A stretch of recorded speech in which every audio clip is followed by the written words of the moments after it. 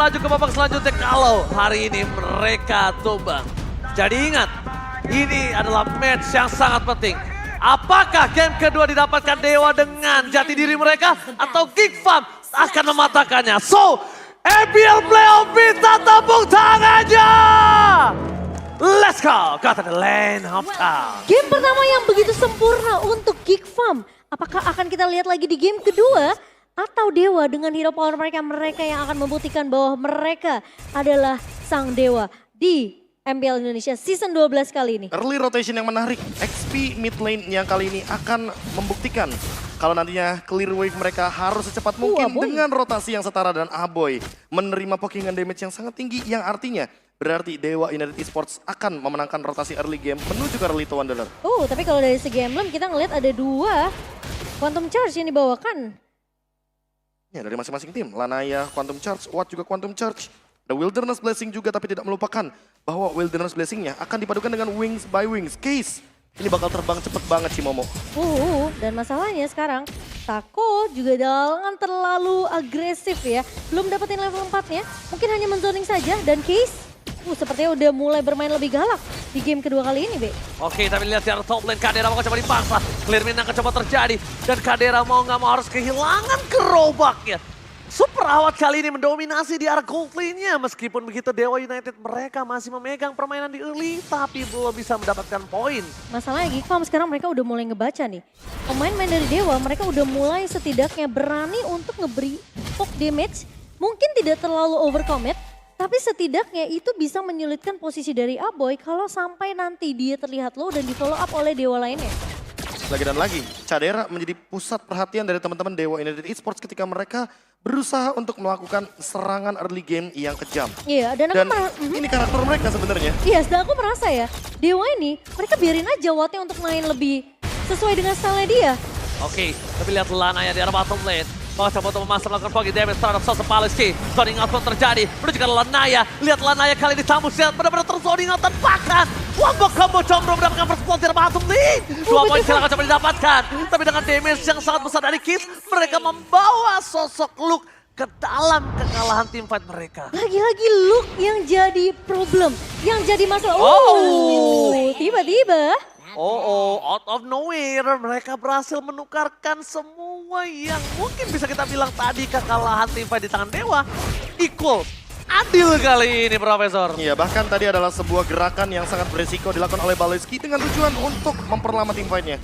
Dan memaksakan bahwa Retribution digunakan oleh Nile. Sementara Dewa berhasil untuk mendapatkan turtle-nya meskipun posisi dari Sako lumayan terancam. Itu thanks to Sako. Iya. Karena Sako lihat dari Nile melepaskan turtle-nya, dari Nile memaksa ke arah orange buff, dan para pasukan dari Geek Farm mereka juga agak sedikit kebingungan ketika Luke tidak memiliki laning phase yang baik seperti game sebelumnya. Dan mungkin pertanyaan KB di game sebelumnya, gimana caranya Dewa memaksakan biar tidak ada 1 buah Black Dragon Storm nanti di teamfight yang penting untuk pemain-pemain Dewa. Itu mungkin akan dijawab sekarang Be di game kedua. Oke, Purify terlalu terburu-buru bisa kita bilang. Tapi ternyata Case ingin membuat Wings by Wings-nya itu benar-benar berarti, Profesor. Bisa aku bilang itu agak cukup cepat loh Purify-nya. Iya, tapi untungnya headbutt-nya tidak menimbulkan efek knock up airborne. Sehingga tidak ada cancellation terhadap 1 Wings by Wings. Lagi dan lagi berbicara untuk setup menuju ke arah turtle ya. Ini adalah peran penting bagi Luke. Menahan Black Dragon Transformation even dia terkena ganking. Iya, gimana pun caranya. Kalau kita ngelihat aja bahkan tadi di first blood yang didapatkan itu udah gara-gara Luke sebenarnya. Karena dia nggak ragu untuk membuka inisiasi. Terus yang kita lihat mungkin di game pertama ini masih bisa dibilang masih dibangun nih sama pemain-pemain dari Geek Farm. Dan Dewa United mereka punya permasalahan yang harusnya ini udah mulai bisa diselesaikan di game kedua kalau mereka masih mau bertahan di best of 5 ini. Oke, Paloski bakal coba dibakar. Kali ini para pasukan dari Dewa benar-benar melahap Paloski. The Way of Dragon yang sangat tepat dari Sako. Oke, standby in position. Kadera mencoba memberikan damage di depan sana.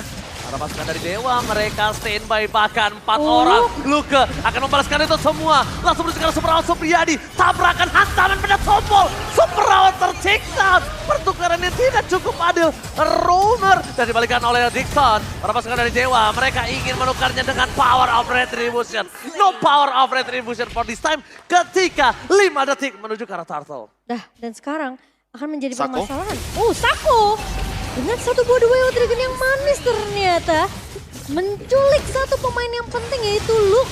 Sebelum dia ngebuka Black Dragon Transform, Be. Dan dia yang membuka Black Dragon Transformation tadi sendiri di area top lane. Betul. Ketika menukarkan dengan satu gold laner, tukar sama jungler, dan untuk sekarang lihat ada perbedaan level yang membuat Lanaya makin jauh lebih cepat secara damage retribution-nya. Sehingga hal ini akan membuat Dewa United Esports unggul dengan 2000 gold, bahkan bisa snowballing. Dan Cadera Hilang ternyata di area bawah. Dan ini yang sebenarnya kita mau lihat dari Dewa di game pertama.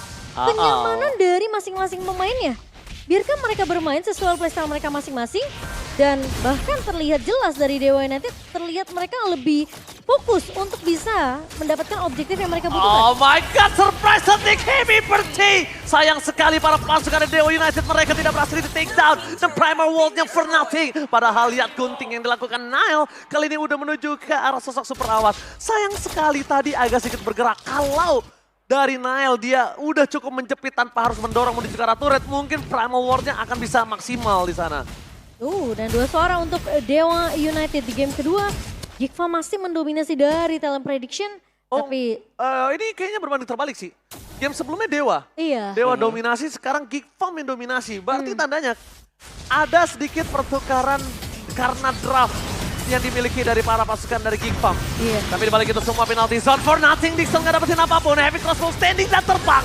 Berhasil mendapatkan Nile.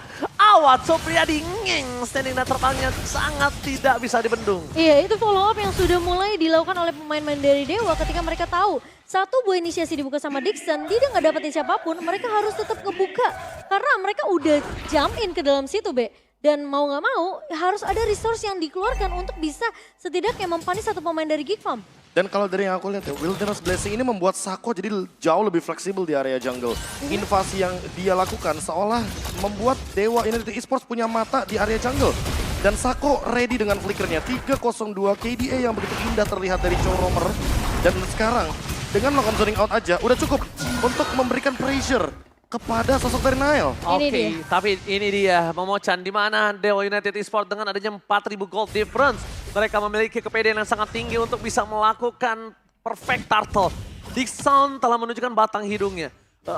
Turtle yang keris. Tapi dibalik itu semua lihat standing dan terbang heavy crossbow-nya for nothing. Paloyski masih Kemi, the wild tag telah dikeluarkan bersama dengan Skis. Tapi ke arah yang salah walaupun begitu. Semerawat Supriyadi berhasil mendapatkan Cadera plus Turtle di tangan Dewa United, perfect Turtle untuk Dewa United. Wah, apakah terlalu cepat, Be? Ngebuang flicker di saat Sako masih punya flicker juga?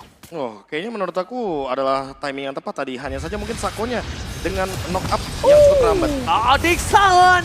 Ternyata penalty zone yang belum bisa di following up dan bahkan bisa memakan Dixon di depan sana. Damage yang tidak terlalu cukup membuat buying time yang terjadi. Menuju ke arah backline dari Luka. Mundur ke arah belakang super out. Jadi pilihan utama Luka. Gagal untuk mendapat super out. Dan lihat lifesteal-nya. Kali ini masih membuat Luka bertahan. Meskipun begitu, duel Dragon from Night. Red Alapati from Cadera. Berhasil mendapatkan sosok dari Sako. Shutdown from terjadi kali ini. Wow, dibalikan keadaannya di teamfight mid yang cukup chaos, Be.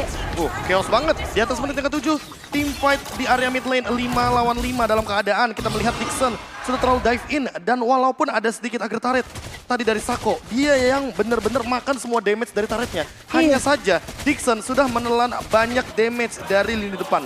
4 detik heavy spin membuat Nile jadi bisa mengunci siapapun dari kubu Dewa United Esports. 2 Purify pun tidak menjadi penyelamat sih, Momo. Udah ngeledek, kejetot lagi Nile. Dan bahkan Dewa juga nggak bisa menyentuh tadi ke arah Cak Dera sendiri. Kelihatan Watt memang terlalu berfokus untuk numbangin lini depan dari Gigfam. Oke, game VK di mana Lanaya dengan tamusnya itu memiliki win rate yang cukup tinggi dengan 12 kali pick, Momo-chan. Wah, ini yang tadi mungkin sempat dibawakan sama tim MDL sendiri yang dimana kita tahu Lanaya dengan tamusnya ini cukup populer. Tapi ternyata kita melihat Tamus di MPL kali ini agak sedikit mungkin belum bisa dapetin momentumnya ya. Dan Sako harus berhati-hati. Sako berhati-hati atau Sako yang bakal membuat Gigfam ketar-ketir. Nah, ya lumayan ketar-ketir sih sebenarnya. Karena melihat kiting yang dilakukan sama Sako sendiri ya, ini cukup diwaspadai juga oleh pemain-pemain dari Gigfam. Tapi ingat, damage dari Aboy ini juga udah mulai berasal. Dengan efek Terrified lagi-lagi dari seorang Aboy, membuat Sako tentunya agak sedikit kesulitan. Great Dragon Spear menjadi pilihan juga bagi Supriyadi. dengan tujuan agar movement speednya jauh lebih tinggi. Dan ini dia targetnya. Dia mau main front to back. Aboy sudah 40% di bawah darahnya. Alright, flicker di trigger begitu saja. Paloyski no flicker for this time. Dewa United Esports langsung bakal coba dihantam dengan ada Black Dragon Transform. Hantaman pada tumbul dan teringat maka Kadera Sepeti berhasil mendapatkan Lord. Duel Dragon telah dikeluarkan. Kadera masih bisa selamat. Mundur ke arah belakang. Para pasukan dari Dewa United gagal dan lihat standing dan terbang. Super Raul Supriyadi versus everybody. Berhasil mencoba untuk mendapatkan Nile di depan sana. Dan Renner Apatinya tidak terlalu berarti karena dengan adanya life steal yang tinggi membuat Awan standby di arah bottom lane. Lagi-lagi Kadera berhasil untuk mengamankan Lord yang pertama untuk Geek Farm. Dan untungnya Watt mendapatkan kompensasi tersebut, Be. Dia tumbangin Nile, dia tumbangin pemain-pemain yang mungkin nggak kelihatan. Dan tapi Aboy! Standing dan terbang, Super Raul Supriyadi. Heavy crossbow-nya sangat sakit tapi lihat Luke di depan sana. Pertempuran tentunya dari kedua belah tim. Dan Nile, lagi-lagi ini Vader Astrek yang menjadi peranan penting nih, Be. Kuncinya bahkan, Case sebagai kunci. Case. Dan apakah nanti akan ada IMU dengan satu Feather Airstrike sehingga Aboy bisa combo dengan Feather Airstrike precise skill plus Renner Apathy. Masalahnya itu akan jadi PR untuk Aboy sendiri. Bisakah dia menggapai ke arah Case? Memang burung Farsha ini bermasalah di tangan Case ya. Sungguh dapat mematok dengan damage yang maksimal ya Momo-chan. Dipatok ya? Yoi kan burung emang Bagaimana matok. tidak, di sini ada juga. Divine Glaive on the way mungkin menuju ke arah Holy Crystal. Dan bahkan dengan posisi seperti ini, walaupun menuju ke Winter Truncheon, aku lebih setuju. Biar case-nya dengan Purify-nya itu bisa digunakan ketika ingin melakukan sebuah gerakan lain. Dan ini dia Lord Advantage yang minus dari segi gold. 2400 karena Baloyski dan Nile yang tumbang seketika pasca Lord tadi hadir di Land of Dawn. Dan kalau tadi KB ngomongin masalah Holy Crystal yang akan dibikin oleh Case, ini posisi dari Nile belum ada Athena Shield. Nah itu dia tuh. Jadi ketika terkena satu hujan damage dari Case, wah itu nangis banget pandanya.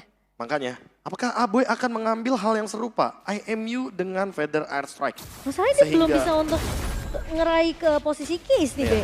Lagi dan lagi ya, posisi berbicara apalagi dengan Purify. Sehingga mempersulit juga teman-teman dari Geek Farm untuk menggapai lini belakang. Dan sekarang Dewa United Esports mereka lagi berada di posisi yang sedang unggul dari segi network pun bahkan dipegang oleh pemain-pemain dari Dewa United. Jangan sampai termakan Sako. Out of nowhere. Dia harus kilani mortality-nya. Bersama dengan Banner Red Dixon. Gagal mendapatkan Kadera. Mundur ke arah belakang. Tadi pun terjadi. Menuju ke arah Case. No damage for this time. Luke sangat mau tapi lihat Case-nya bebas. Gak ada yang bisa menyentuh Case. Di depan sana Kadera bahkan membuat para pasukan dari Dewa United langsung tidak membiarkan Geek Farm menolong Nile yang ditelan di dalam lautan Dewa United Esports. Terlalu mengambil resiko sebenarnya dari Sako untuk bisa mengincar ke arah Kadera. Tapi itu menjadi bait yang mahal untuk pemain-pemain Geek Farm. Ya pemicu untuk flicker dari Cadera juga. Dan Itu untuk dia. posisi sekarang Sako belum keluar untuk flickernya. Kalau ngomongin pemicu iya betul, tapi aku melihatnya Luke-nya terlalu fokus dengan yang lain. Luke ini tugasnya menuju ke arah Case. Luke tugasnya bukan ke arah Dixon, Sako, Watt, Lanaya. Ya oke Watt, tapi Watt itu nomor 2. Dia Case. Nah ketika Case-nya bebas, ini udah ada bukti dia berapa kali bebas dan Tidak para tersentuh. pasukan Geek Farm mereka selalu kalah selama Case burungnya masih bebas. Makanya apakah ini waktu yang tepat, timing yang tepat untuk melakukan IMU Tapi terhadap Feather Airstrike? Aku sekarang mikirnya Geek Farm mereka harus menjalankan duo targeting mereka. Targeting. Mereka harus targeting ke Watt dan mereka juga harus targeting ke Ya, Case. tapi jangan lupakan bahwa ada 2 Purify yang masih berperan aktif untuk Watt dan Case. Saling- Winter sekalipun ini bisa menjadi kuncinya. Saling counter-mencounter ya, Be ya? Oh, ini Winter udah berat banget sih. Winter yang akan bikin mereka akan lebih sulit bertahan di depan sana langsung ada Feather Airstrike. Aboy sekalipun akan membalaskan dengan adanya Feather Airstrike bersama dengan Case. Segera mau tapi dia masih berada Arcane Strike. Mundur ke arah belakang para pasukan dari Dewa United. Mereka akan coba untuk bertahan. Dixon terperangkap. Berhasil dengan ada heavy spin. Damage terlalu besar. Dan Kadera fokus ke arah lob-nya. Tidak ada damage tambahan dan bahkan spray down. Tembakan peringatan dari Kadera. Membalikan kembali keadaan Super Raul Supriyadi. Free hit. Standing dan terbang. Membuat dirinya tidak tersentuh. Super Awat untouchable dan Renner Apathy-nya gagal. Sayang sekali dan Well Dragon menuju ke arah Kadera. Mundur ke arah belakang. Belum ada following damage. Dan Aboy termakan oleh Case. Hit bencana. Bester bukan sangat bebas. Dan wipe out dibalikan kembali keadaannya. Dewa United berhasil membalaskan dendam dari game yang pertama. Draft pick